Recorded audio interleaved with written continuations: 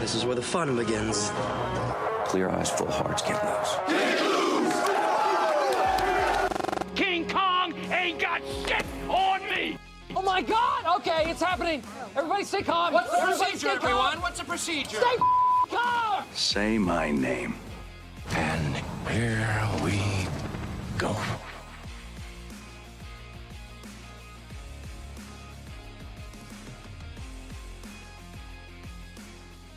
What's going on, guys? Welcome back to another episode of Realish. I'm Derrick. Hey guys, what's going on? I'm Matt. And we are joined again with one of my best friends, Bianca Durant. How you doing, Bianca? Hello, I'm good. Excited to be here again. Welcome back. Glad to have you again. We're gonna go ahead and get our housekeeping stuff out the way. If you are watching on YouTube, it means you're on our YouTube channel. So please subscribe, OTS Media. Hit that like button, subscribe, and notification bell. Get an update on any piece of content that we have coming out. As well as we are being sponsored by Champ No. 1 Boxers. You see the shirt, the most comfortable boxes I've ever worn. Black-owned company that's based here in Atlanta. So if you guys want to support two Black-owned companies at one time, yes, I'm going to put that pressure on you. Go to the link in our bio and get you a pair of boxers, whether you're a man or woman. They have stuff for both genders and great high quality stuff with great prints on them. So please get something that looks great and feels just as good. Get something for the champ in your life. All right, so back with another episode. How y'all feeling? I'm good. I'm excited. Doing all right. Ali's acting up. I'm not sure if any of you saw. I have my dog in my lap right now, so she's relaxing. Hopefully you're about to calm down soon. So if you see me looking down, two lady bees, Bella and Bianca, we're with it. yeah, exactly. So good. Yeah, so we're gonna get into the feature presentation, like we said earlier this week for you guys. We have two feature presentations for you guys this week. Last one was all the old knives, and this week today we're gonna be discussing Adam Sandler's 2022 film on Netflix, Hustle. So we'll be getting into that a little bit later. But first off, we're going to go ahead and discuss some really interesting stuff, because Bianca had a great suggestion last time when we finished recording, going into, what was it? One season series, right? Shows that are just one season that are just really good. And you made a good point, whether they're one season because they intended to be that way, or you brought up some one season shows that kind of ended a little bit early, but were still really good heavy hitters. Yeah. What has been some of the top, let me see. I don't want to say top 5, but like what have been some that you like off top that you loved? I mean, one that we talked about, Little Fires Everywhere. Yes. Reese Witherspoon, Kerry Washington, great show, great casting. Yeah. The book is phenomenal. And again, a show that was intended to be one season, and they delivered on it for sure. So, okay, since you read the book, let me ask you this, because I didn't realize it was based off a book until I think it was maybe the second episode that I was watching. How close to the source material is the series? Almost exactly spot on. Okay. Like the way that you want it to be, in the sense that the some of the subtle differences that they did that I noticed was like certain characters they had saying different things, like they assign different lines to different characters. Okay. That's the only difference I saw. And who actually started the fire is different in the book and then in the show. But the way that it plays out in both is still, it unfolds beautifully. Okay. So it didn't take away from the essence of it or anything. I think they just made it so that there was a twist for TV, and it was perfect. It was. Yeah. Yeah, I was very surprised by that show because I didn't expect it to be as good as it was. Yeah. But I'm gonna be completely honest. Reese Witherspoon has my utmost respect. I was like, so are they going to send her the Emmy? Or is she, how are we getting her things? I did, because I'm used to quirky thing, like type of role she used to play. Absolutely. We're seeing her in, Sweet Home Alabama. We're Yeah. seeing her be the cute love interest. We Legally just Blonde. watched, yeah, what's the movie with her and Tom Hardy? They're fighting for her love with Chris Pine, I think. Speaking of, all the old knives, I think he was in it too. And they're like fighting for her affection. She played the cop with Sofia Vergara. She's always kind of played those cute, quirky Yeah, roles. well, Yeah. Pleasantville too, what she did with Tom Holland. I mean, not Tom Holland. Tim. Jesus. Tom McGuire. Tobey Maguire. Thank you. Mm-hmm. Yeah, I'm thinking Right. Spider-Man. So, but yeah, she does do a lot of those quirky roles. So I Right. didn't expect her to play a serious role and actually like be good. Deliver.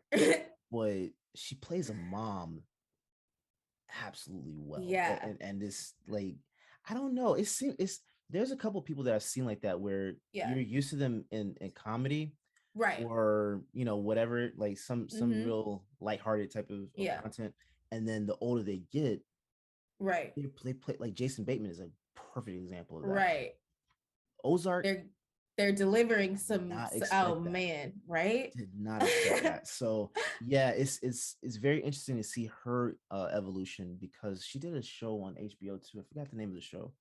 Big Little Lies. Big Little Lies. Great show. Another show where she plays a mom with this kind of a secret or trying to do. Yeah, a great show. Yeah. Also, too, that makes Little Fires Everywhere good is it's based off of Shaker Heights, Ohio. That's the things that they said about Shaker Heights being a place where they try to make everything perfect, all the houses look the same, the rule that is Shaker Heights. It is located in Cleveland, which can be a rough area. Okay. And you drive in and then you get to Shaker Heights. Who's famously from Shaker Heights? Kid Cudi. Went to Shaker Heights High School, the high school that's there. Yeah. Okay. So it is the way that they describe the town, especially back then, perfectly spot on. It is this perfect suburban cookie cutter place in the middle of Cleveland, Ohio. Yeah. Yes. So there's no possibility of us getting a second season. No, it's done. They told the story. So now if we do get a second season, it's kind of what we talked about in the last episode. They'd have to write it, and it would be really important that they bring in the original writer and do all that. But we don't want a second season. It ended the way it was supposed to. I slick want a second season. No, that's what we're talking about. Shows that are meant to be one season. It was so phenomenal. I want another season, but you want another season because the characters are so good. They are, but the story is done. The story is done. Yeah, I'm perfectly fine with that. That's the thing that I like about certain creators. Right. If you create something that's supposed to be just one and done. Perfectly fine with that. Yeah. The problem that I have is there are a lot of writers, and we talked about this last episode too, but like Hollywood gets into this pattern of trying to regurgitate certain things, and they make money off of one project and think, okay, this is a money maker, and suck it dry. Suck it dry. And then it's like it takes everything, every beautiful essence that project had, it just wipes it all the way away. You know what I'm afraid of that happening to? Euphoria. I'm afraid that we're just going to get 1 or 2 seasons more of Euphoria than we actually need, just because they know that the cast is good. It's well liked. They can keep that story going. That's what I'm afraid of. I thought they were, because I saw something recently about them doing another season, and I thought they were saying that the 3rd season was the final one. I would, you know what? It's good, but I would be okay with that. Because they're older in high school. These are not freshmen. They're, Yeah. And it's hard to keep a story going when everyone's in college. We've seen them try to do that before. Saved by Bell tried to do that. Yeah. Saved by the Bell college years. Please, no. That was not good. So bad. Yeah. But I would with Euphoria, I wouldn't mind seeing maybe one season of them in college, or trying to go into college. Because they're in their senior year right now, right? I think so. So yeah, I wouldn't mind seeing that. Let's see where the fallout is of some of the stuff that took place in this last season, and then Right. wrap I it mean, up. the way that it's shot is we're already kind of used to seeing the characters develop their own stories sort of by Mhm. themselves, or maybe with the addition of one other character. So it wouldn't be Mhm. odd for them to just sort of modge podge, maybe two characters go off together, maybe we Mhm. see a long distance, like they could do it and make it make Yeah. sense for sure. Yeah, yeah. To me, it almost feels like they need to just go ahead and continue with Rue and what's her girlfriend's name? Jules. Jules. Yeah. Yeah. It would, to me, it almost makes sense to just let them be those two characters. They just let Right. stand on their own, because and Matt and I talked about this when we were covering the Yeah. series. But the two standalone episodes that they had in between season 1 and Yeah. season 2, So good.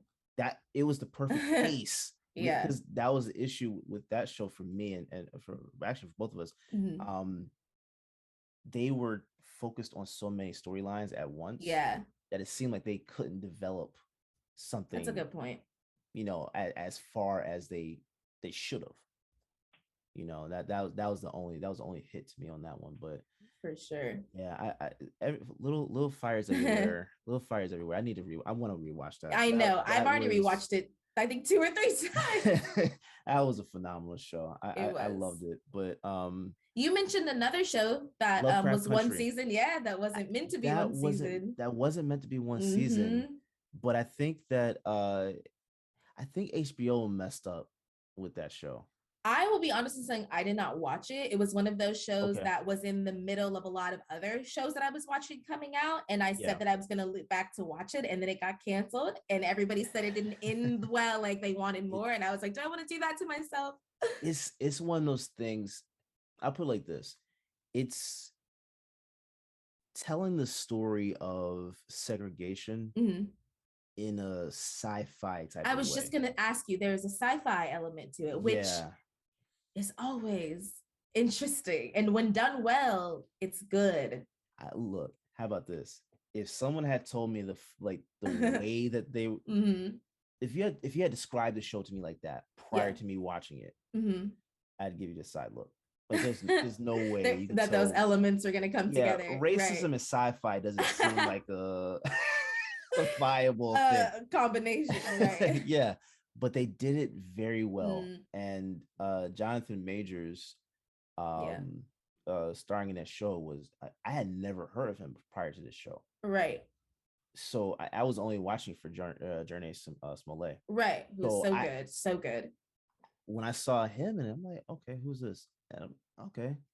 I think by the end of the first episode, I was already hooked. Yeah. So yeah, the way that the season ends, it makes you like there's going to be a second season. Right. There's no The way doubt that they about tell it. the story is meant for it to be that way, and they just don't give it to. I think what ended up happening, because and this is another show that I was going to bring up too, Mhm. but We Own the City with I know that John name. Berthal, I think that's his name. Okay. On HBO. It's similar to that in terms of how you're watching this and you're thinking to yourself, especially as a Black person, are they actually telling this story? Like, is HBO actually okay with telling the truth? Yeah. Are you actually okay with it? And it's actually shocking to see them be okay with telling that side That of narrative, history. right. Yeah, and action and it being told the right way, without holding back.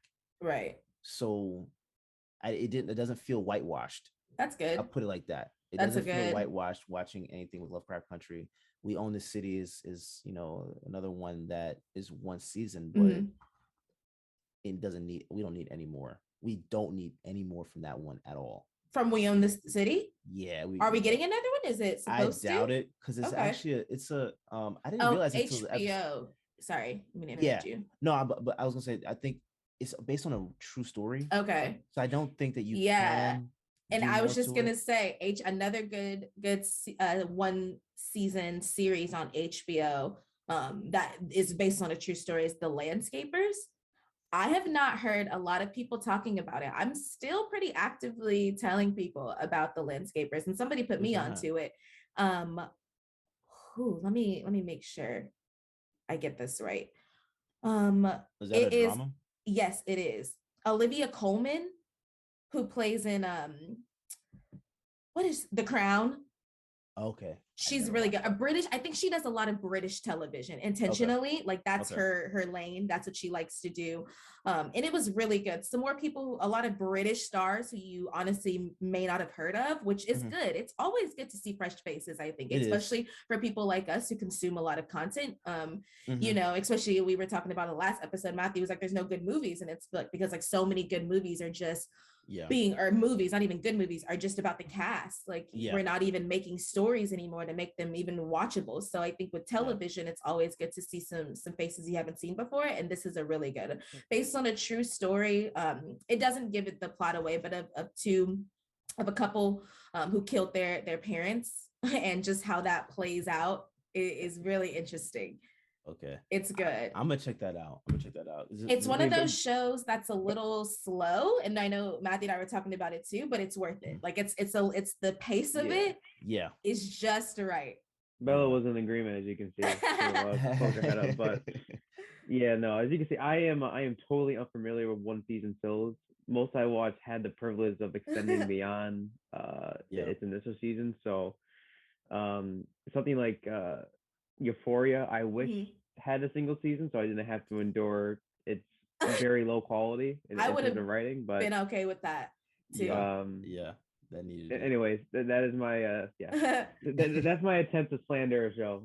But now, can I do better? Absolutely not. All right, I have to give credit where credit is due. But yeah, I'll stay humble. I'll just I mean, crime shows tend to be one season. Like the other ones that I'm thinking of, like I'm thinking of Girl from Plainville, that's one season. Because when it comes to crime, I feel like The Staircase, we're only gonna get, I feel like one season of that because the crime, you know, it is what it is. So I feel like maybe if you're not into some of the true crime aspects, maybe you're not watching or consuming as much of the one season shows. Because Hulu's great about it too. Hulu's phenomenal with that. I think there's another one that I watched on Netflix, The Queen's Gambit. How could we forget about that one? I don't even know chess. The way we almost got away with not talking about that one. We should be ashamed of ourselves. I don't even know chess. But that made me want to learn. Man, and you know I think 200% increase in the amount of chess sets that were bought, and it's something ridiculous like that. Yes. So phenomenal story. I think a lot of writers, because I'm starting to feel as if there are more creators that are doing either limited series, or they're intentionally writing a show out to be one season long. I love it. And that's it. And it's perfectly fine, especially when because we're living in a day and age where we binge everything anyway. Right. So it's kind of, it almost feels like a short story in a sense that it's a good way to put it. Like we're only having one season to watch.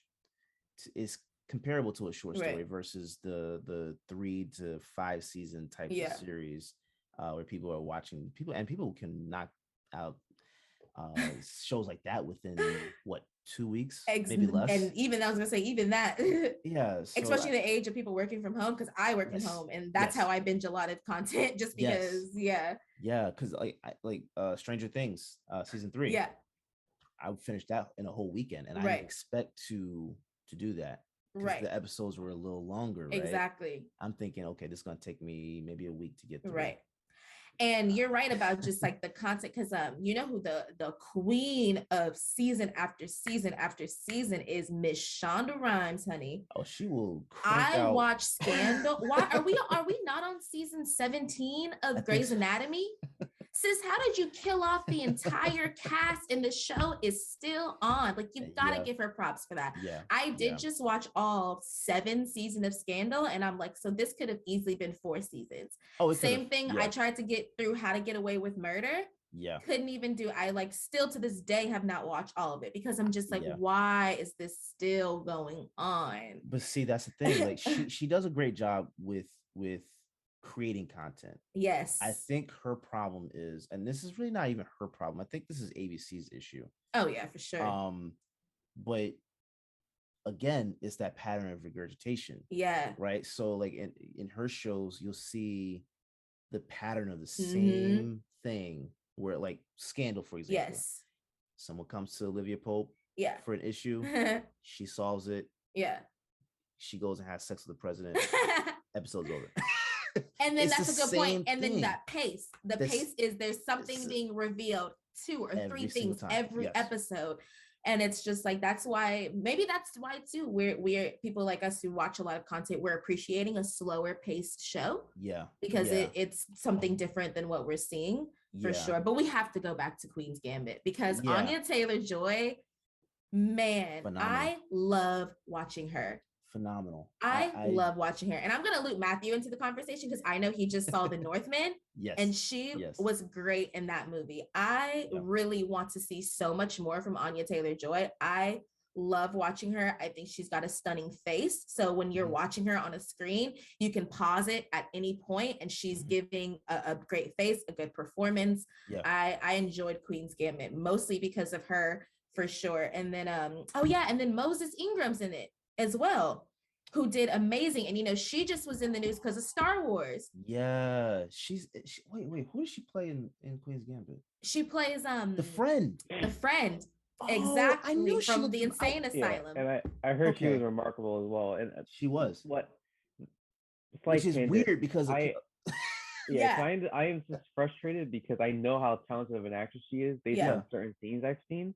And the direction of Kenobi is not allowing her to perform very well, in my opinion. I've heard it. I've heard that. Because a lot of her dialogue, she has no dialogue to work with. It's among the most generic, that sucks, trivial dialogue you will ever hear.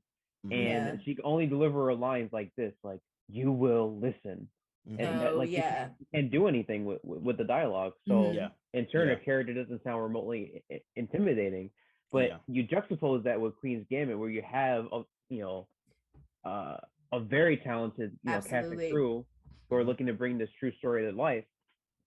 That the difference is as clear as day. So the lack of talent is not a criticism because Moses, is she's extremely talented. Yeah, is a generational talent who will be around for a very long time. Oh yeah. And the same vein as Anya Taylor-Joy, who I predict will eventually win an Oscar. I think so too. It's inevitable. Like once she hits a nice hot streak in a year, one of those will see her earn a leading performance, at least a supporting role, depending on what she's tackling. But I think Kenobi has, because I think I'm on like the second or third episode, and it's really made me realize, especially now you bring up that she was in the Queen's Gambit. Like a lot of these actors aren't bad. It's just that the writing is trash. It's trash. Absolutely. And here's the thing: can plug and play all the time. You can't do that. Right. And I watch. Look, I'm a huge Law and Order fan. I love SVU. It's I still consume it like they cranking out these episodes fresh. And I'm still watching the ones from like the early 2000s because it's just good. I just I know what to expect. Dick Wolf's universe, he's gonna, again, someone who paces out the show. You know what to expect. And so a lot of the characters from there were saying, there are people who are like Mariska Hargitay, who is fine with playing the same role for 20 years because that's just her bag. She's running the entire show. I listened to a podcast about the show and they bring on, real characters from it. What's so interesting is that, she runs the show. Everything is about her. It's really great. But then there are characters like BD Wong, who has said, I was on that show for 8 years and they did not give me a single storyline. I asked them over and over again to develop my character and they would not. And so I had to leave.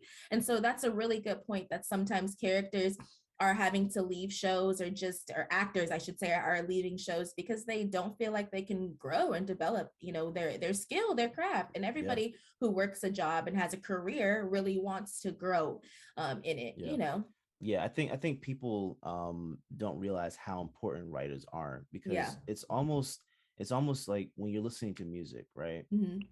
Perfect example. Usher, Mhm. phenomenal talent, Yeah. right? But his best music was when he was working with who was producing his music early on. Usher's music? Yeah, Jermaine Dupri? yes. Yeah.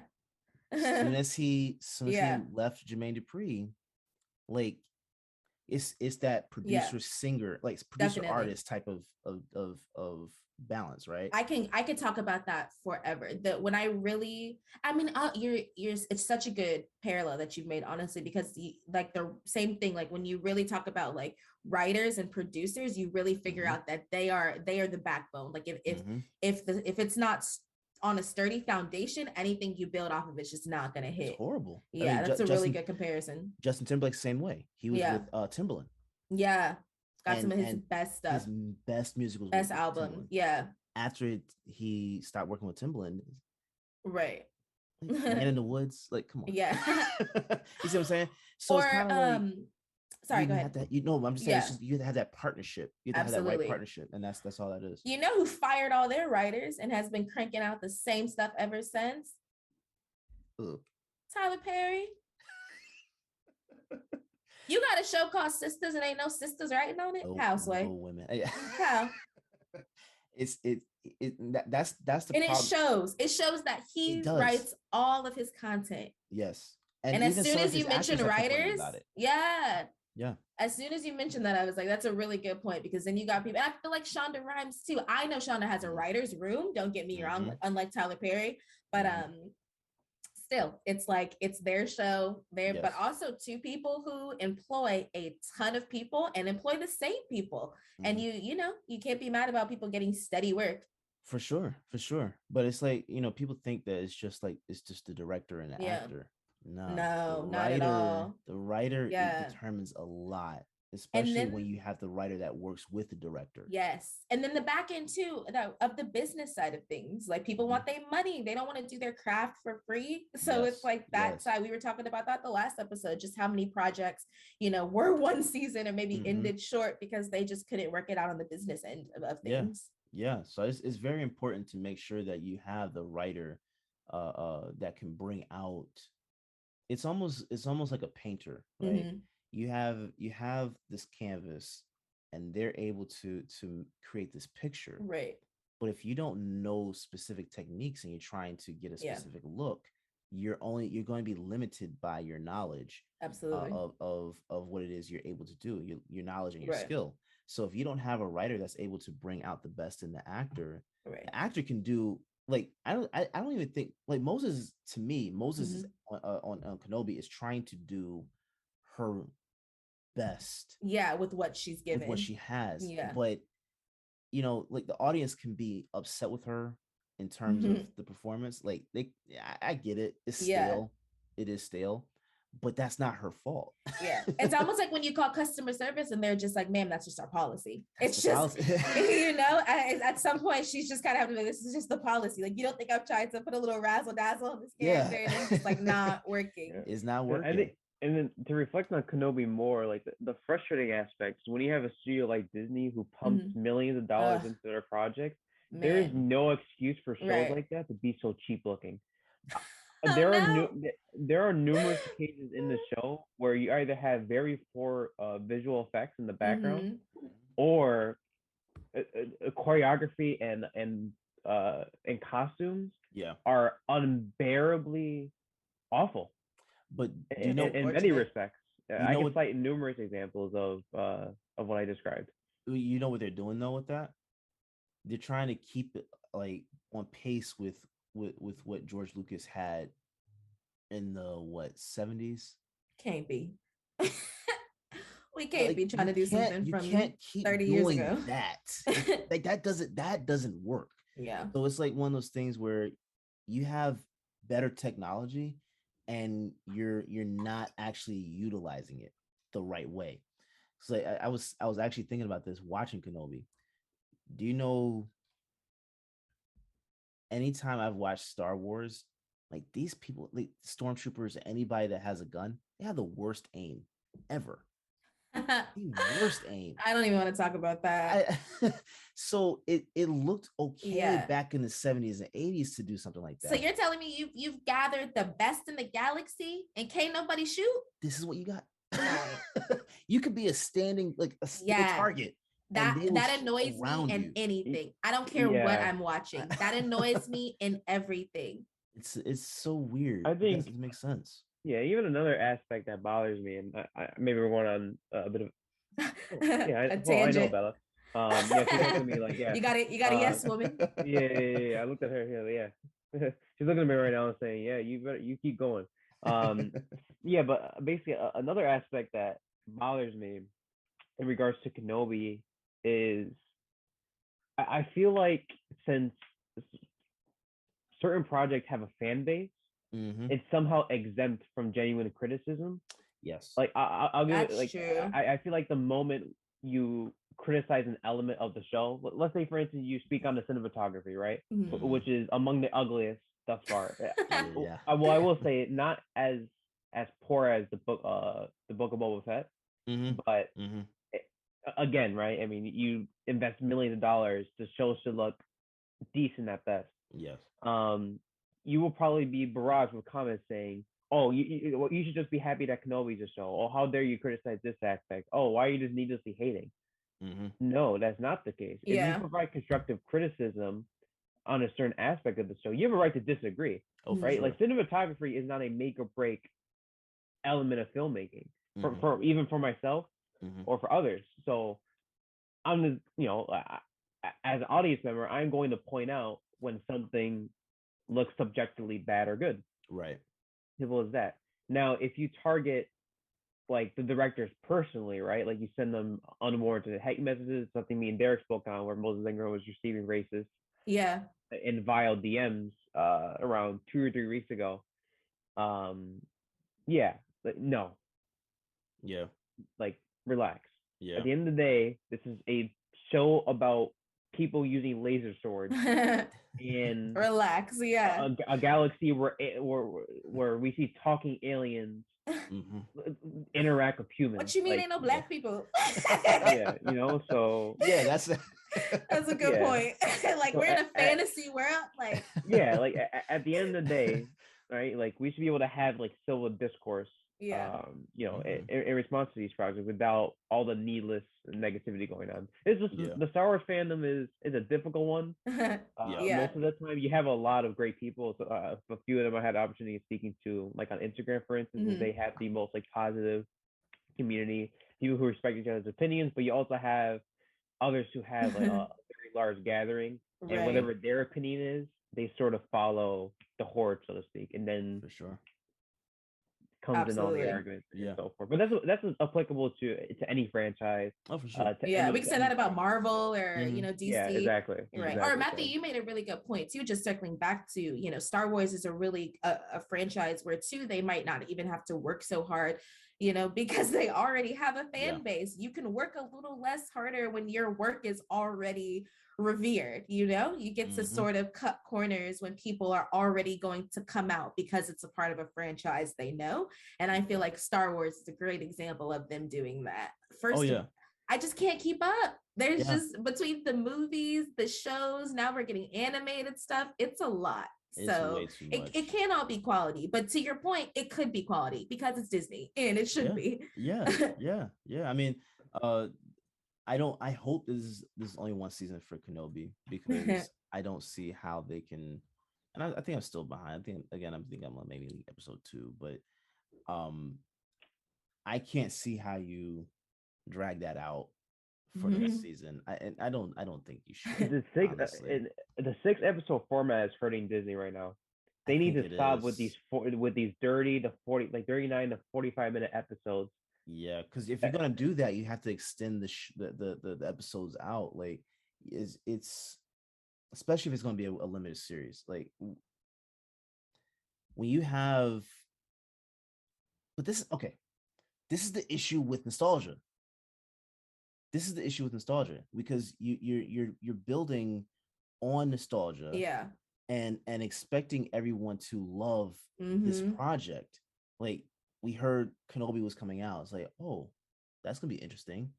Then you find out when like on the timeline it takes place is like, okay, interesting. But this is how many years after the film took place? You know, like Right. I that's where I'm just like, okay, Yeah. I'll I can at least get away with that. You guys get away with that. But the problem is you're shooting it the same way as those movies were shot. I You have to put some level of intention behind it to make it better. Yeah. It should not be where we're in 2022 Right. and the film looks and feels just like what 1970 Yeah. or something. Yeah. Like, come on. I am a firm believer Kenobi should have been a movie to make it look cinematic. Yes. At the very least. And then you conclude because ultimately Kenobi's story picks up again in Star Wars Rebels animated series, and obviously concludes in the original trilogy. Mhm. But yeah, it's just it's weird. Like you have a show like Andor, which is apparently like 10 or 12 episodes. So what made Disney like, you know, or the Bad Batch, for instance? So Yeah. I think, needless to say, it reaches a point where nostalgia. I'm sorry, It's the what I said was driving wrong. force. Nostalgia is often a curse. Yeah. So Yes.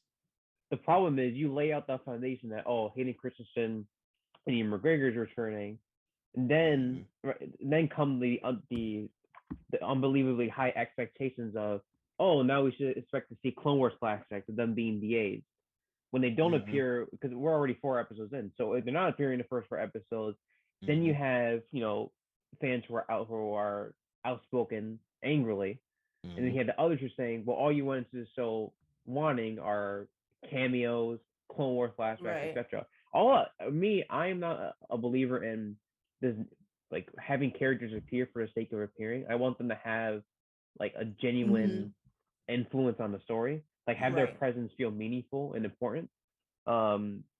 But it also reaches the point too where you can use flashbacks as a means of enforcing whatever character is going through, as seen at all the old knives, right? Or at least like give context behind certain situations. But anyway, I'm sorry, I know we kind of detracted a bit there, but hopefully I think it tightens his idea of maybe some shows should be 1 season.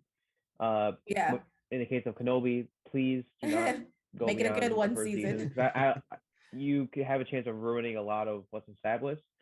And then you have great shows like the one you mentioned in the beginning on Hulu, where, you know, like the story concluded. Why bother, you know, releasing a season 2 when it can, you know, sort of, I don't want to say work. Well, I guess in some cases can worsen what was set up in season 1, depending on the execution. Absolutely. But needless to say, it's inferior to its predecessor. Especially if you start a new season and bring on totally different writers or directors. Now you've changed the vision. I hate when they do that. A very random show, but they did that with what is the show with I think it's Jason Bateman. It's a comedy. Netflix picked it up. Yes. Arrested Development. Yes.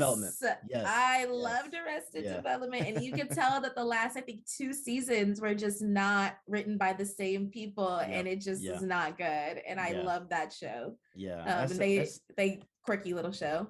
Yeah, that's why I don't want The Office to come back if they're not going to do the exact. If why would they do that? You can't make those same jokes. This is a different day and age. It's like rebooting any show where the comedy of it is making fun of the diversity of the cast you created is tough. Like I was listening to an interview with is Andy Samberg is from Brooklyn Nine-Nine, right? That's him. I think so. Yeah. And he was saying one of the characters, the main character, what is his name? Andre Broughton is plays a gay character. And it's funny because one thing that he said was like, the joke is that he is gay, but that is never the punchline. And I Yes. thought that was very interesting. Yes. The joke can be the diversity, the stereotypes, but that can't be the punchline. And that's difficult. So it's funny because every time he tries to play straight, he mentions his wife's heavy bosom. Like he talks like a robot about, and that's the joke, It's not that he is gay. It is this gay man describing a female like that. And that's what makes it funny. And I think that, that's difficult to do. It's like, how do you, in this day and age, continue to do that when everybody gets a voice now in a way that they didn't before? Yeah, because you're talking about a day and age where, you just can't get away with certain things you could get away with before. You can't. You can't. And the people who do it are very rare.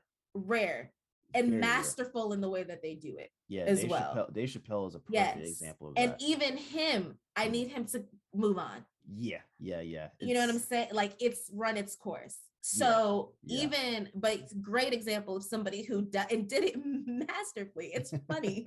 Sorry. Because you think about the tough. Chappelle show coming, if the Chappelle show came back today. Like you can't do that. But there's so many shows that are like that where it's like, man, I should not be laughing at this, but it's so funny. Exactly. So, but that's hard to do. But good when you do it. Yeah. So I think reboots in general just kind of need to. That's why I love supporting independent productions more so, because the more that the independent productions get support, you're able to hear other voices, see other perspectives, and have fresher content. Right. Because if we continue to support the same studios over and over again, that's why Fast and Furious has gone 20 plus years. We got 2 phenomenal movies out of Jordan Peele, and we're making Fast and Furious 82. I don't get it.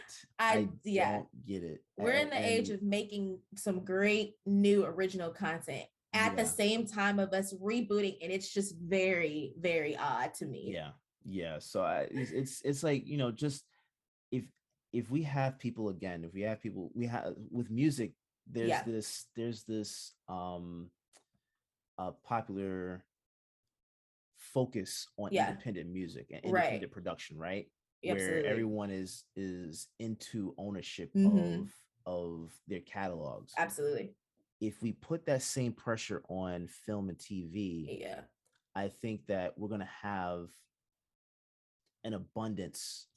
Almost like a Renaissance type of great word. Period. Yeah, great way to describe it.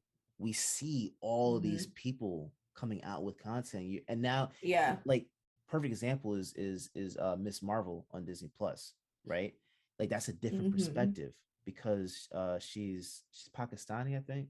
Or Arab, something like So I've heard good things about it. It's a different perspective, but it's really good. And it's like only 1 episode has come out, but I'm excited for the series. I don't know the character, right? But it allows me to sit here and think, oh, this is another perspective. Absolutely. Fresh content. Good. I like that. Right. I don't want to see the same pretty boy, blonde hair, blue eye guy.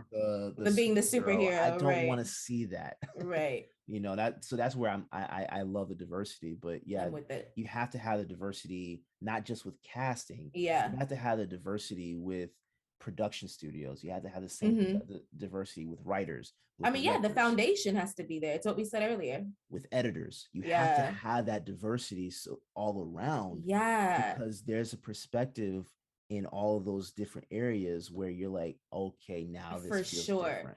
Do you know it's very, very obscure, but I talk about it all the time as a great example of why you continue to need diversity from top to bottom. Do you remember 2 or 3, maybe even 4 years ago, they put blue carpet on the BET Awards?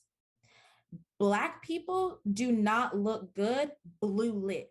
Right. Like you put that on we look faded out, we look washed out, and every photo from that BET Awards, nobody looks good.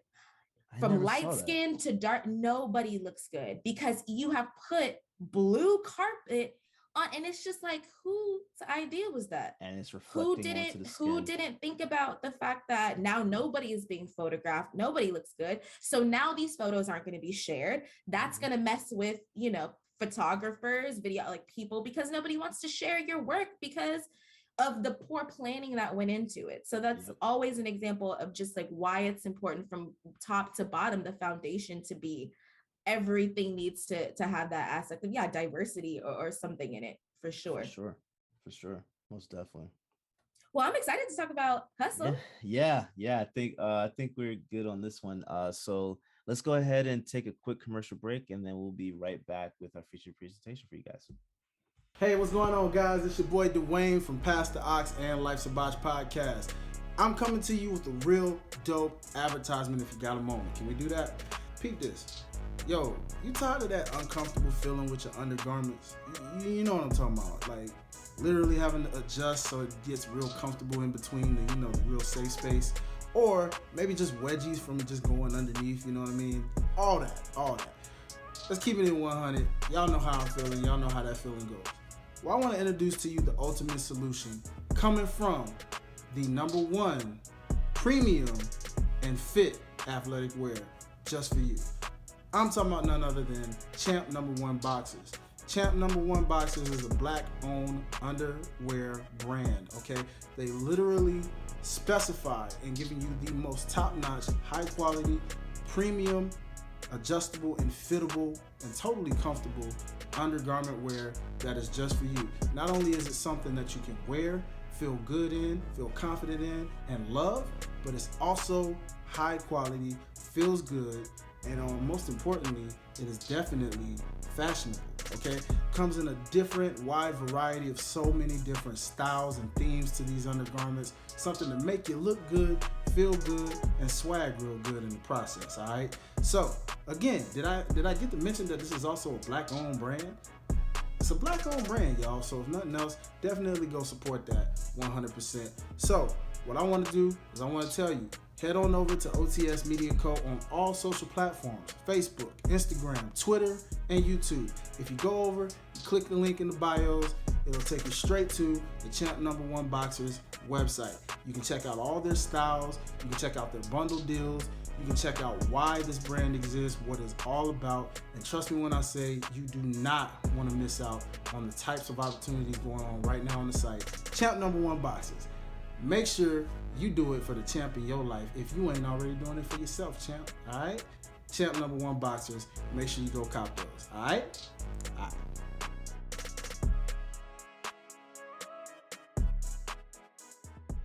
All right. Hey, guys. Welcome back. It is myself, Matthew, Derrick, and Bianca.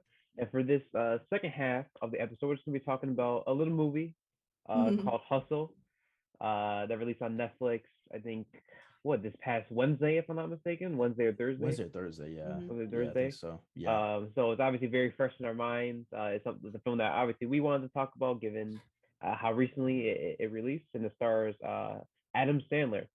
And just to give you a basic synopsis, I'm just going to read the one straight off of Google because, frankly, I'm terrible at giving them. I'm going to be upfront about that. Basically, it's after down on his luck basketball scout discovers an extraordinary player abroad, he brings the phenomenon back home without his team's approval. In other words, it's just another sports movie, so to speak, but in my opinion, at least, surprised me in a number of ways, as we'll discuss for the remainder of this episode. But I guess the most important question, as always, is what are you guys' thoughts? Yeah, Bianca. I liked it. I thought that it was, like I said, like a lighthearted movie for the ages. Thought it was a nice kind of like coming of age story for multiple people within the movie. I think that if you are a basketball fan and you like a good story, this is definitely the movie for you. It brings a lot of those elements together. I definitely don't think that we're going to spend 15 or 20 minutes talking about the cinematic value or elements of the movie. It definitely wasn't one of those, but I think that the story really carried, the cast carried. I'm actually not a huge Adam Sandler fan, but actually I'm starting to realize I just don't care for his brand of comedy. Yes. I do like him in serious roles. I just think he does corny comedy that I don't really care for, but I definitely do prefer him in a serious role. And I really enjoyed the movie. Love Queen Latifah. Nobody does that quite like her. She just, we can believe that. If you told me Queen Latifah got married to a basketball coach and ran track in college, yeah, that tracks. For sure. And so I really enjoy that. And I do know that she does have a passion for basketball too. So I think that kind of was evident throughout the film. But I think all in all, it was just a good film to watch. I liked it. It was lighthearted. The climax was just what we needed it to be. No real twists or surprises though. Everything was kind of expected, but you're not mad about it. You're not mad at the main characters coming out on top. There's nothing wrong with that. Yeah. I think it was very predictable. Yeah, very. But I'm wondering if I should say it like this, but let me not say, because it's not this generation's version, because we already have this generation's version of Rocky. But this is very much like Rocky. Yeah. In terms of the pacing and the story. That's most sports movies, I think. It kind of is. Because you're either gonna win or you're gonna lose. Right. When it comes to sports, it's very, very rare movies where the outcome is going to vary too much off of. So the main character is either gonna win at the end or they're gonna lose. And so that's what a sports movie is. Yeah. Because it's like you have the older trainer training the young athlete. Yeah. And I like it. I liked it. The pacing of it was good. Yeah. A very those who can't do teach type of, and again, and the backstory is why can't you do anymore? Sometimes it's an injury, sometimes it's something with the family, sometimes it's they were like that's always the good story. Is why is the coach now coaching? Yes. And it's very realistic. I'll say that too. Very realistic. I think any Sixers fans that are watching this, you're gonna be pissed off of me saying this, but this is very realistic in the sense that the Sixers passed on a star and the Celtics got said star. That's funny. I forgot you're a Celtics fan. I forgot he was playing for the Celtics at the end. Yes, and that's funny because Juancho Hernan Gomez, who plays both crews, actually played for the Celtics this season. Oh, okay. This was shot during this season. There you go. How about this? The dude didn't see the court. Okay. During the year, he already got his check for the year. We didn't pay him, and then this movie comes out, and he is the man. He's the guy, and it's so weird because I'm sitting there, I'm like, who knew all we needed was Adam Sandler on our coaching staff to make this guy actually play well? That's funny. But the thing about it though is really interesting though. He is a better actor than I expected. We got some tears out of him. We got some emotion. I did not expect that from him. I think that's in large part due to first-time director, I might add, Jeremiah Zager, who definitely gave his fellow actors an opportunity to be themselves on set. Yes. You can definitely tell that his directing style allowed them to find aspects of the character that they otherwise wouldn't be able to if the director was forcing them to take the narrative in a certain direction. For sure. Right. And so I was awfully surprised by the acting from the basketball stars. I expected them to be corny, robotic. Yeah. basically LeBron James and Michael Jordan from Space Jam I was movie. gonna say, yeah, just like Space Jam. They were very rated. Yeah. Given the subject matter and how, as Bianca was saying, how the passion of basketball is very much evident from both the filmmakers and even Adam Sandler, who was a huge, huge fan. I mean, according to him, they played various pickup games on like offset, was definitely helped in, was definitely aided in all the actors developing a strong chemistry with each other. Yeah, so Hustle was definitely a surprising movie, even though it is fairly predictable. Yes. And this is arguably a story you have seen dozens of times by this point. But sort of like what Bianca and Derrick was alluding to, there's nothing wrong with a feel-good movie. Right. And in a era where you either had more cinephile films or you know, the entire superhero drama franchise genre, sometimes a film like this is needed just to relax yourself and to be engaged for, you know, 2 hours or less. Yeah, for sure. You know who I did love to see in this movie was Heidi Gardner from SNL. She played the daughter. Yeah. I like seeing her. Yeah, I knew she was familiar. Yes, she's from SNL. Okay. And she is who did she famously play all the time on SNL? I always forget. You know how whenever there were when Trump was president, we got like this, types of things like that. You get the same characters doing the same roles.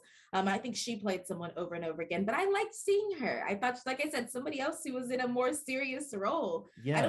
I think she cracked like half a joke. So the whole movie, and don't get me wrong, she was only in it for short bursts of time, but it was funny. She did do a good job. She did a really good job. Jaleel White too. Yeah. Oh, I was like, I didn't even realize he was in the movie.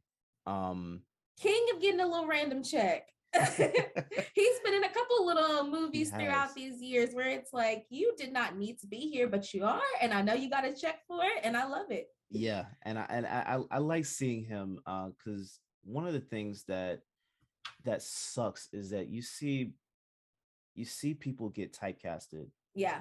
As whatever character they played early in their career. Right. And it sucks because, again, and this is actually what we were talking about earlier, when people do these types of projects so much, right, you're not used to them switching genres. So Adam Sandler, for example, you're talking about you're not a big fan of his comedy. Yeah. His comedy is definitely not for everyone. But he's done serious roles over the years where you're looking at it as like, those are two different guys. Like, he's really good with playing that role. And I like it. So being able to see Jaleel White come in and just be who he wants to be as a coach, or like on a coaching staff, I think that's good. I think it's really good. I would love to see him do more. Excuse me, but it's good to see him get out of that Steve Urkel, right? Like exactly. I don't want to see that ever again with him. Me either. I was looking at Ben Foster, who played okay, and I'm trying to think, where do I know him from? 3:10 to Yuma is a movie I've seen, but I haven't watched it in a long time. That came out in 2007. So I'm trying to think, like, where else am I seeing him? And he's just a guy who's been in a modge podge of movies. He's been in an X-Men movie. Yes. Oh gosh. Yeah. That X-Men movie. I know. We don't even have to do it. Yeah. He's just like, I'm still scrolling on this man's IMDb. He is booked and busy. Let me ask you something about him. When early in the film, did he look like he had a ball cap on too? He has an insanely large forehead. Okay, yeah, I know that. But there was these two corners on the side. Like, they did this front shot. You're always catching things. And look, I was like, his head doesn't look like that. Yeah. And then yeah, later on, you could see it was just smooth. Like, okay, so maybe he had hair for a different role. They just put a ball cap on, and then later in the film, he was able to cut his hair, and it just looked smooth. Yeah, but it was just weird. It's like his head just looked abnormal. I have no For some idea. reason. Yeah, So I was like, I apologize for that, by the way. I was just trying to pull up the scene you're mentioning real quick, but mhm. I'm not sure if I'll be able to find it. But I'm looking It was at the his. beginning when they were talking about drafting So some person that he didn't Oh, yeah, Adam that- Sandler's didn't Yeah. I want remember to you talking about. So Yeah. I'm looking at Google right now on my phone. I figured it much easier than pulling up tabs on the computer. And yeah, I mean, not to be disrespectful. I think that's just his natural head. Probably. Well, see, listen, I noticed it because I think so too. Yeah, have so a big I head, noticed what so- you're referring to because under most circumstances, actors are a bit reluctant, from what I noticed, to shave their heads for roles Yeah. unless they're Yeah. very committed. And given that Yeah. he was in the movie, his character was in the movie for what, less than 10 minutes Right. or 15 minutes Mhm. or so. I can understand why they say, yeah, we'll just put the box top on you. We'll probably be here for like 4 days of shooting, then Yeah. Right. But the weird thing is toward the you're end done of for the the rest of the production. but toward the end of the film when they showed him again, it didn't look like that. So I was that was the only confusing aspect of it for me is because it just looked like he had this The ball weird cap head, on. the weird head inconsistency. Yeah, it was a That's very funny. weird inconsistency. So it's very interesting. But Yeah, but Yeah, I he think- has been in a modge podge of things. I'm still Yes. just scrolling and I'm like, oh, Yeah. okay. Then I'm looking at like Contraband, the movie with Mark Wahlberg. I've seen that Mhm. movie a lot. I think he plays the kind of the villain in that one, the protagonist. yeah, he likes Okay. to play the bad guy a lot. Oh, yeah.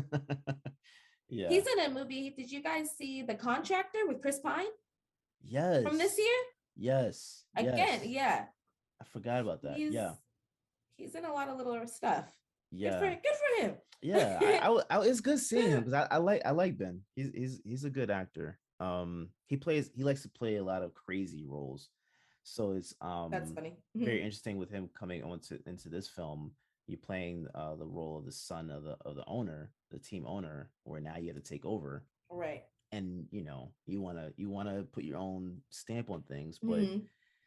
he was the villain in the film. for the Oh, most yeah, for sure. So he does a good job. I like him. He's really good.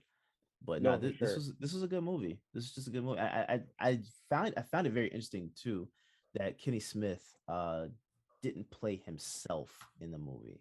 He played Leon, and it's just like that was my only gripe with the movie because I would have liked to have seen him play himself for the simple fact that they brought in NBA on TNT, the cast with Shaq, Charles Barkley. Yeah. Like he's on that show and they just condensed the guys. I mean, he got a bigger check doing this though. I know, but he could have been on that too. Like, you know what I'm saying? Like, it's like that was my only it worked though. I think it made more sense for him to be an agent. That way, that makes more sense for Adam Sandler to have an in. It worked. It worked. It definitely worked. It worked. But that was just the only thing I was just like, I probably would have, because he could still have made Kenny Smith just as an agent, right? It's not that's not hard to do. A brief compliment I did want to give is to Adam Sandler, who I believe gave his best performance since Uncut Gems. Yes, he was surprisingly reserved and hit all the emotional beats because under normal circumstances you would expect like someone of his caliber to to go over the top, but this film didn't require like moments that needed to manipulate the audience to feel a certain way. All the emotions feel organic, and I think Sandler did a nice job complimenting his chemistry with Juancho or the character Bill Cruz, and then so things like that. I forgot to praise Sandler's performance. Obviously, like, is this among the best you will ever see in your lifetime? No, but I think I was just fairly surprised to see how collective he was. This is often not the type of role you expect Sandler to take on, but then again, with his passion for basketball, it's no surprise that he delivered a memorable one. For sure. No, I agree with that. I think Uncut Gems, that was just a phenomenal film. So I agree. Fantastic. He does. I gotta go back and watch that one. I tried to watch the first 15-20 minutes of it, could not get into it, but then people said it's not good. That the last 15 minutes makes it all worth it though. Like the twist of that movie makes it worth it. Yeah. It is slow. I guess I wasn't expecting that, and I have to go back and watch it now that I know. Yeah. there's no twist. It's like I feel like in the case of that, Yeah. there's a difference between. I'm not saying you're referring to it as such, but is it generally like there's a difference between a twist and something shocking? And that makes sense. It's more shocking than anything else. Like there's no like sudden revelation in the plot where like that makes sense because it happens at the end. So, exactly. So like the ending. I mean, when you watch the film, there are like definitely like signs of foreshadowing. Okay, so it's not much twist so much as it all comes together at the end. Yeah, exactly. Okay, exactly. You're right. When you think of a twist, you're thinking mostly like the climax of the movie, which comes in the middle, and the twist is usually changing the plot. That's a good point. Yeah, absolutely. But then, I'm not sure like how you get. I mean, you can define twists in like certain ways. For me, it's just like in the case of Uncut Gems. Okay, I don't want to like present some like like something big and shocking. Okay. Right, exactly. Some expectation that like a plot suddenly shifts like partway through the movie. Everything is consistent. It's just but the beat is very like anxiety driven film.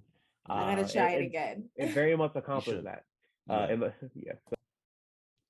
No, I like it. This was very interesting because there was also, I will say, I didn't expect Adam Sandler and Queen Latifah to be a couple in the film. I didn't know that was the only indicator I had, actually. I didn't know she was in the movie. That scene of them at dinner when he asked, "How did you guys meet?" And they're explaining, he said, "I'm going to marry you one day." That's actually the only clip I saw of the movie. Okay. So I very much knew she was in it. I don't watch trailers. That's interesting. I don't watch It wasn't trailers. The trailer. It just was what was on Twitter. Yeah. Oh, see, I don't watch anything. Okay. I don't want any I'm bad about it. Spoilers. No, you're perfectly fine. Yeah, so I avoid all trailers for this movie as well because of the subject matter. Because I usually tell Derrick that a lot of the time Netflix or other studios gives us free 3-minute short films. Yes. So I tend to avoid them. That's very true. The amount of times I've watched a film on Netflix and I've been like, okay, so what y'all showed me in the trailer was the movie. That's why I don't watch trailers. Yeah, that's a good point. Or I did a wild thing that I have never done before. I watched Stranger Things just season 4, just this last season. I'm usually a stickler for if it's a good show, I'm gonna catch up. Somebody was watching it. I just started season 4. Really? So I don't know what's happening. I don't know the backstory. I mean, I was asking questions throughout the show, kind of what was going on, but I know that show was good because I came in 3 seasons, 4 seasons late, enjoyed it, every second of it. You should so good. The same for Dark because I knew nothing of. For example, like knowing, I like knowing a show concluded, so that way, because the odds of someone going online, and like randomly posting a spoiler, well, it's not really a spoiler, the show released like 5 years ago, but like randomly posting content again about that show is next to none. But with the way technology works nowadays, I scroll on TikTok and right away you randomly see like someone having like a TikTok dedicated to a character. Exactly. You're like, what? Yeah. Like someone ruined Sons of Anarchy for me, and now I won't go back and watch it. I was already on the fence about watching it, and then somebody on Twitter ruined it, and I'm like, now I will not watch it. Yeah, I know the ending, so I don't want to commit to it. I don't want to commit to it either. I know it sucks to know the ending of it, but my God, the twists and turns that it takes through the series.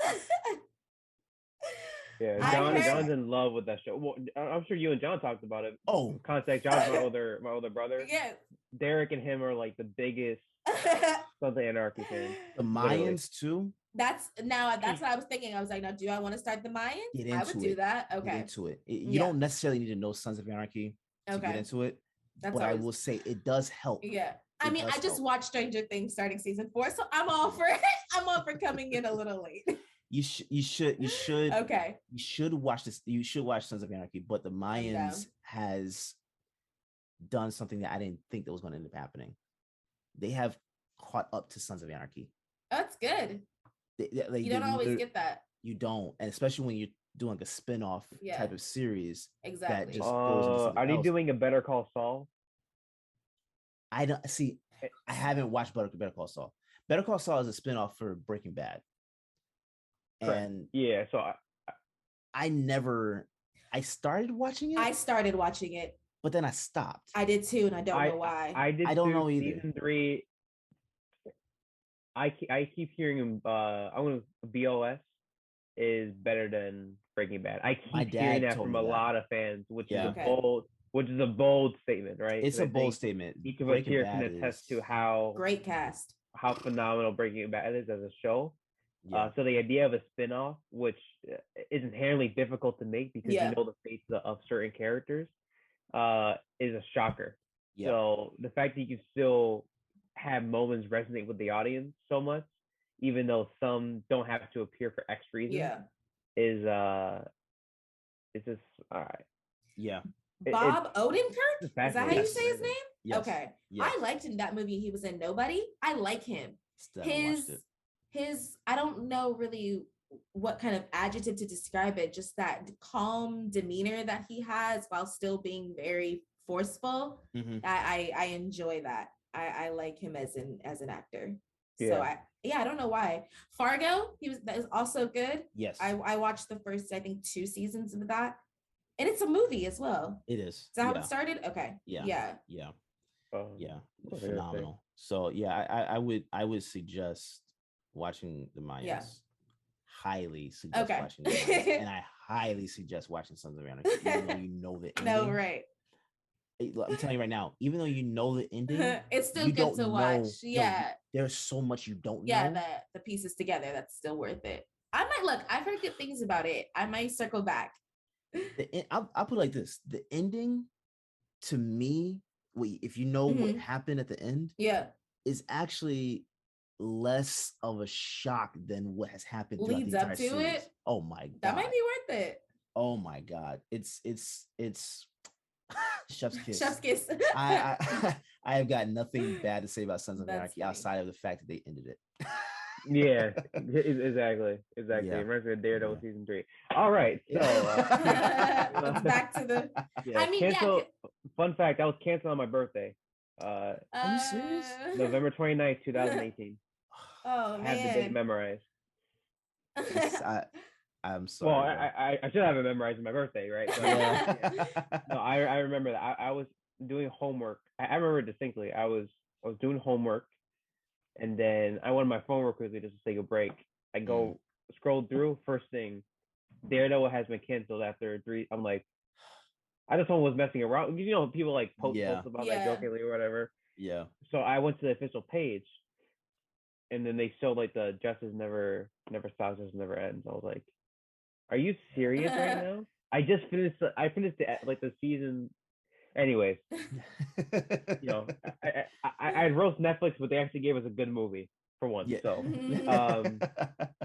something I did want to ask you both was, what were your thoughts on the soundtrack? Oh my god! I liked that we got a lot of like Spanish songs in Spanish, I should say, that kind of looped back to the Spain aspect. I really like that, and I think that you got a good little grind soundtrack. I think all in all, it really fit with the movie. But yeah, there are some. I did notice the soundtrack. Especially we didn't really get a chance to talk about it, especially considering the last film that we watched. Was very almost silent. A lot of moments where there was no music, a lot of times where we really were reflecting on the characters. So it was a really interesting to get this film that was, first of all, upbeat and then reflected that in the music. That was, it's a good question. I love movies with silence. I do not want to hear music during an exposition. During an exposition scene, a monologue scene, or a scene that's meant to develop characters. I guess exposition can do that to a degree, but if there's like an earnest conversation happening, I don't want to hear music. You don't need music, right? Like, I want like total silence, have the actors do their jobs, and all that. But I think what was I going to say? The soundtrack for Hustle was good. Yeah. But then Derrick, I'm assuming you feel the same way about it. Yeah. No, the soundtrack was amazing. I think again, it's one of those things like I was talking about last episode that you might not fully think about at certain moments. Yeah. but when you go back and kind of like think about it, it's just like that soundtrack was pretty nice. Like the music just adds another level to a film, especially when you have really good writing, really good actors, really good director. The music adds that other element to it where it wraps it. Yeah, it just like puts a bow on it, and it makes it just a great project. So yeah, I loved it. I thought that they did a great job with it, especially not going too long with specific scenes. You know, it's phenomenal. I think overall, Adam Sandler's second half to his career, I personally believe, is going to be significantly better than his first. Yeah, I think Uncut Gems alone. Yes. I would say Uncut Gems alone, because I was going to bring up Punch Drunk Love. That was the foreshadowing to what we're seeing now. Yeah. That was like it kind of showed you where he was going to go. Almost like a what if he had scenario. Like what if like Sandler dedicated himself to being a more serious actor? Yes. With comedic elements, you know. But I was going to mention something else. I think another aspect I wanted to discuss with you both was Bianca. Are you a basketball fan? I used to be. I haven't in quite some time. You know what it is with basketball? The turnover just hit me out of nowhere. I'm a Cavs fan, and we had a really old established team for a long time. It was people you've heard of. It was, you know, the Kevin Loves, you know, the obviously LeBron James, the Kyrie Irving. It's people you so, and then they got all of them out of there, and we got a really young team. And because I don't watch college basketball, it made it hard for me to like invest and keep up. But like with this movie, I was seeing faces that I recognize, so I know enough about basketball and the players to be engaged. But I'm definitely do not keep up with it the same way I do like football and things like that. Yeah. No, I totally understand. I only asked that question because I'm definitely, I like basketball, but I don't consider myself an avid fan. Therefore, I'm not very familiar with the rules of the game. Okay. I do not know any players' names other than Steph Curry and LeBron James. I know a bit more. Like that. So I am totally ignorant in that regard. So what you said to me was probably the most I've probably learned in about 19 years of my life. And so I was wondering, a question I wanted to refer to both of you regardless was, were there any inaccuracies you found with the way they portrayed basketball? Whether it be in regards to like how the trading works or anything like that, or was it surprisingly like pretty authentic? Accurate, even down to like the draft rules, stuff like that, all pretty accurate. I was surprised. Even too, sometimes you'll see things like, I know like a really big one which they've changed a bit on is like gift giving. Like and things like that. Like even Adam Sandler didn't necessarily give him any extravagant gifts or anything like that, because I even know there's rules around that and stuff like that, as far as, you know, people in the draft, or I guess it's a little bit different for him because he's not in college, so it wasn't like the NCAA, which is ridiculous, but a little bit. So I enjoyed it. Like I said, the accuracy of the whole film for sure. It's a great question.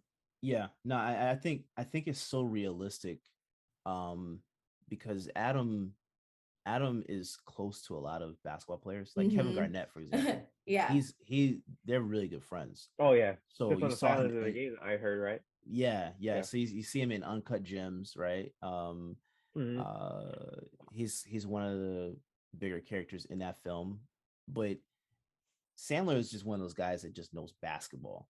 So because he knows basketball, he's going to try and be as authentic as possible to the sport with portraying it. And he did that. Like, I think there's elements that I've never even really thought about, like scouting. I've thought about scouting, but I never really thought to like the lengths that they go to find those international players. I never thought about that. Like, that's of course you have to do that. That's a fairly but I never thought about it like that. No, definitely. I mean, that's a fairly underrated aspect of sports in general. So I'm glad you brought it up there. That's all year round. That's not a in-season job. That's a year year-round job. Yeah. You're doing that all the time. So Yeah. that's what I loved about this, is because it put an emphasis on scouting, which we've never seen that in film. Not that I can remember. For basketball, I mean, you always see it from the perspective of the person being scouted. Like the scout's coming. Yes. The scout is coming to see me now. But Yes. very rarely are we like, I am the scout. Even in I'm thinking of like The Blind Side, when all the scouts come out to watch, like we're still only getting it from, even though we do get a nice long shot of them, all of them coming to the house and trying to, but that is a good point. We often do not get it from the perspective of the person doing the scouting. Yeah, because think about it. He had to leave his family, didn't want to leave his family, especially he said he hadn't been home on his daughter's birthday in what, like 9 years. Right. Like it's those little things that you don't really think about all the time, but it makes sense. So and the box it kept him in. Yes. That he was saying there was no room for personal growth within the company, because when you're scouting, where do you go up? That's a really good point. Oh, you know what? We kind of saw it a little bit in Moneyball. Moneyball, he is scouting, but even then, he's still like a coach. Great ending, so a little bit different. And baseball in itself, again, very different. Any sport where you're required to do the same thing over and over and over again, and that be your career, is obviously going to be a little bit different than like a basketball where there's a lot of moving and elements to it. But that was a movie where I think that's the closest I can think of where I'm like, okay, I'm watching a scout. But even then, we're not seeing him out. We're not seeing him talk about, a whole lot of that. But also a good movie where we're seeing a person getting a good story of like those who can't do teach. Why is he teaching? Yeah. It's one of those things, like you're also seeing like the fight, the struggle between scout and ownership, management, or right? Management rather, because you're sitting here and giving your opinion on said player, and they're like, nah, I'd rather, because there's been a lot of times where you see, if you're watching the draft, you're seeing certain teams take certain players, right? And you're thinking about it like as a fan, why would you get like the New York Knicks? Last year, a year prior, you go out and get Obi Toppin, right? I mean, the Cavs as a last ditch effort put D Rose, who, I mean, don't get me wrong, came back and had a good game, but we got him prime of him needing new knees. So it's like you wonder, we gave him $1 million and some fresh knees, and then he got like 20 points out of him. So it's like at the same time, I could definitely get that. It's just one of those things. It takes you behind the scenes of the team's process, right, with drafting players, and that's what I appreciated about this the most, honestly, because like as a basketball fan, I love being able to see how teams develop. So I'm a Celtics fan, right? We've had some very interesting years, right? Oh yeah, you can tell. We've had some very interesting years, right? And then I in those years, I love being able, and still now, but I love being able to say, okay, I think we should go after this guy, that guy, do this, that, and the other. And it's one of those things where it's like, this is that, like this, right? If you're into fantasy sports, this movie is something you're going to automatically love. Because it's the building, it's the decision process. It's everything that you're going to love about sports in general. If you're into that type of thing, if you just like seeing highlights, you're not. This is that's not true. your movie. But I mean, we didn't. You like the process, absolutely. You're gonna love it. And we didn't actually talk much about the cinematic value of it, but you have to give props, especially you, Derrick, as someone who's been behind the camera, of anybody who's being able to keep up with dynamic action like that. I imagine, like, from all the old knives where that you just one camera still, maybe we're getting some close-ups versus we're following, we're moving. And then it was interesting too to see the daughter also film it. So we also kind of got to see her with the, she had the camera that stabilized. So, that was kind of interesting too.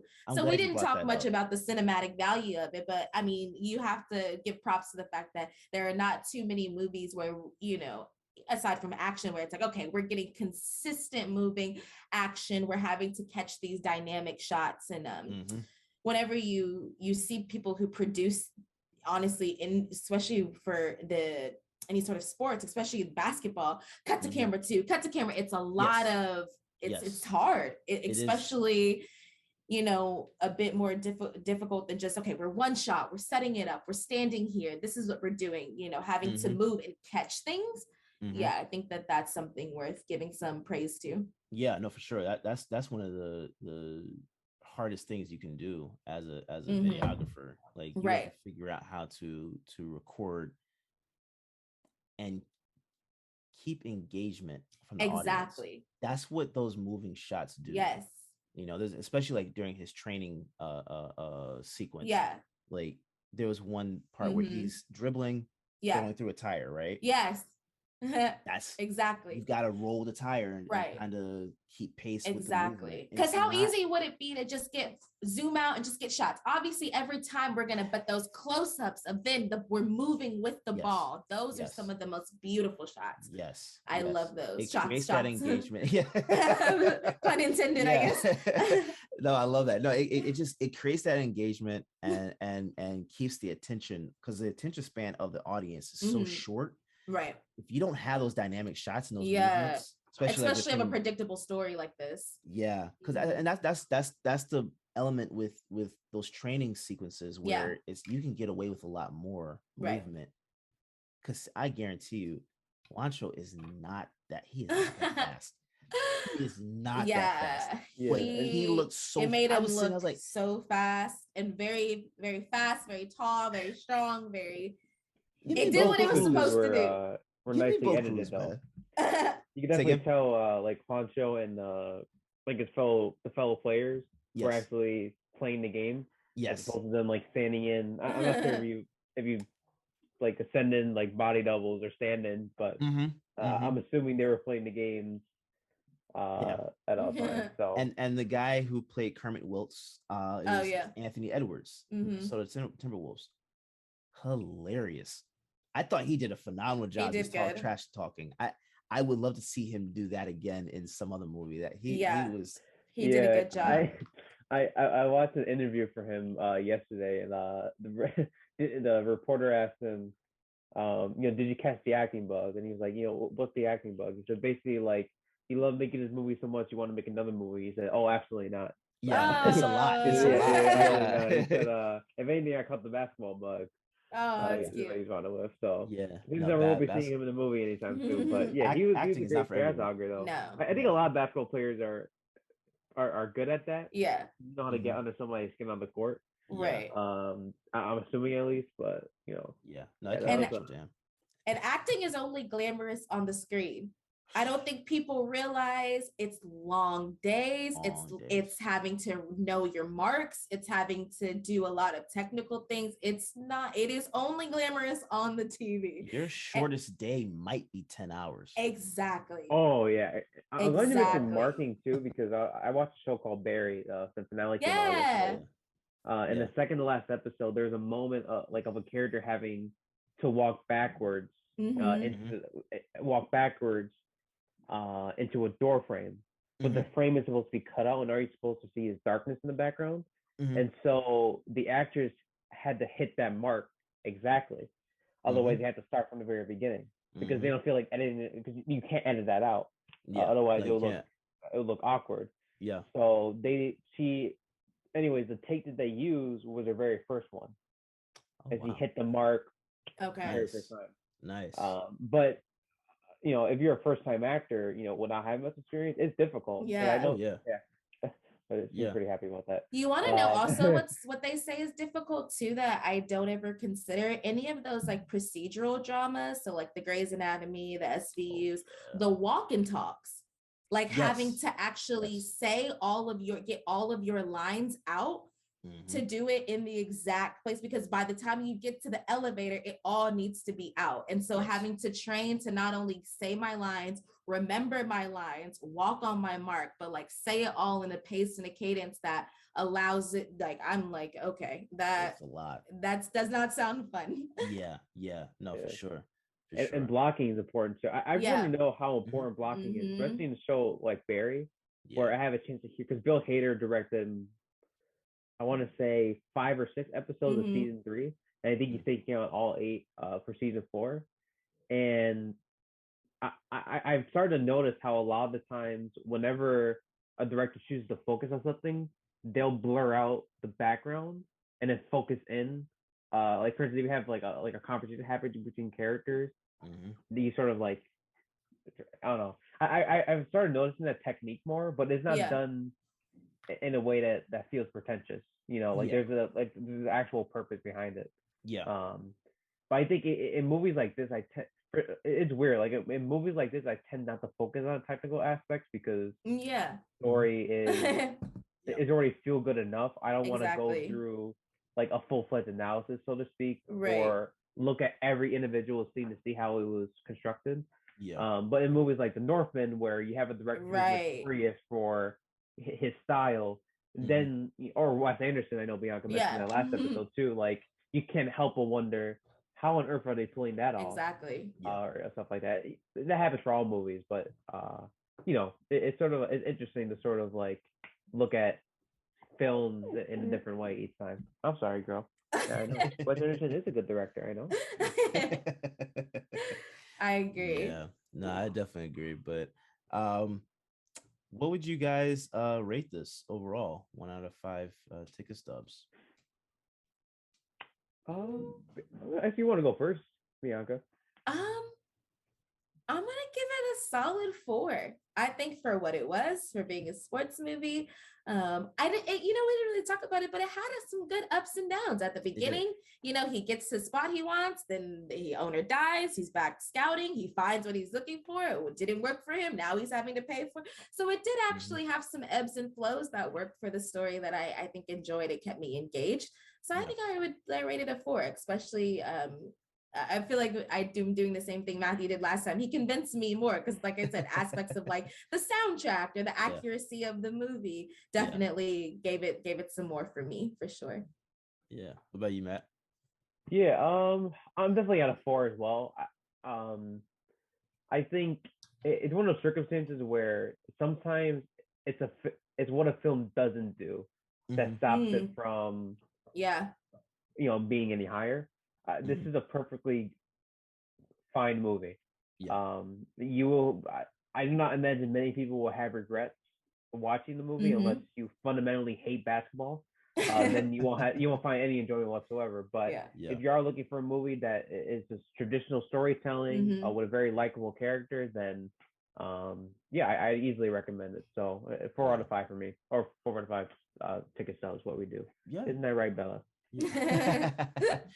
Yeah, I think I might do the same thing. 4. I think this is very good. I was tempted to do 5 just to be petty and say, perfect, because the Sixers got screwed again by their own hands. So their own demise. Yeah, so I love it. It was a good movie, really good movie, feel good type of film, and I actually did not get distracted by the basketball players. Like they did a great balance of bringing in all these people that you would know, or faces you probably recognized before, but they didn't do it where it was they had too many lines. Like they just had like 1 or 2 lines or something like that, said something. Dr. J just kind of like dabbed Sandler up a little bit, just kind of I forgot about that. It wasn't anything major. Like he was bigged up Bo Cruz on the court, and then he was gone. Like that's basically 1 day shooting for him, and he's gone. So I thought they did a great job with it. I loved it. I actually would watch it again. So that's all I got. That's all I got. Anything else from you guys? No, I think we wrapped it up. Like I said, I mean, it's a feel good story, one we've heard before. Not too much to talk about with it. Just a good feel good. Maybe even like a palate cleanser for some of the other stuff we've watched and are gonna watch. A nice little feel good palate cleanser. Yeah, no, I love it. I love it. All right, well, go ahead and give you guys social media handles out. I am on Instagram as southern_spicy. I'm on Twitter as Durant No Kevin. All right, Matt. Yeah, it's going to be Matt underscore T 29. As always, thank you so much for the support. Had another great conversation with these two over here. Yeah. And yeah, so thank you for the support, and we'll check you guys, or we'll see you guys in the next episode.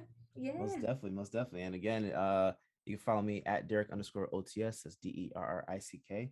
But also mainly please just follow the social media for OTS Media Co. All social media platforms.